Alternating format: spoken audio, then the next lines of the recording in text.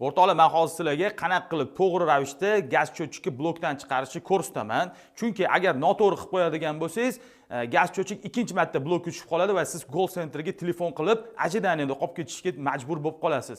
Endi hozir gaz cho'chikka pulini to'laganingizdan keyin xonadoningizda gaz sizib chiqmasligi uchun hamma yoqni tekshiramiz, ya'ni gazlarni o'chiramiz va har ehtimolga qarshi xonadonga kirib kelayotgan asosiy kranni ham o'chiramiz. O'chirganimizdan keyin pulini to'ladik, gaz hisoblagichchi kranlarini o'chirdik. Ana endi ko'k tugmani bosamiz. Bir marta bosamiz va kutamiz. Ko'k tugmani bosganimizda aloqa yozuvchi chiqadi.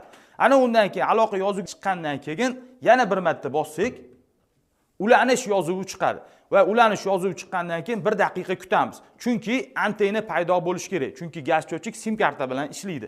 Endi antena belgisi chiqqandan keyin ulanish yozuvi avtomatik tarzda ochishga o'zgaradi.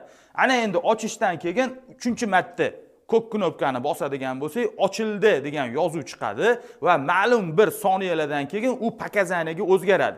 Ya'ni gazni pakazaniyasini ko'rsatishni boshlaydi. Shundan keyin 10 daqiqa kutasizlar. Hech narsaga tegmaysiz. Agar siz borib turib gazni yoqib yuboradigan bo'lsangiz, avtomatik tarzda blokka tushib qoladi. 10 daqiqadan keyin unda gazni asosiy kranni ochasiz va xonadoningizda gaz paydo bo'ladi. Agar bu narsani noto'g'ri qiladigan bo'lsanglar, call centerga telefon qilganingizda bir vaqtni o'zida gaz cho'chikka pulini to'lamaganlar juda ham ajidaniyasi ko'payib ketadi. 40 ta operatimiz bir vaqtni o'zida 40 ta mijozga xizmat ko'rsatgan taqdirda ham siz kutib qolasiz. Shuning uchun to'g'ri blokdan chiqarishni amalga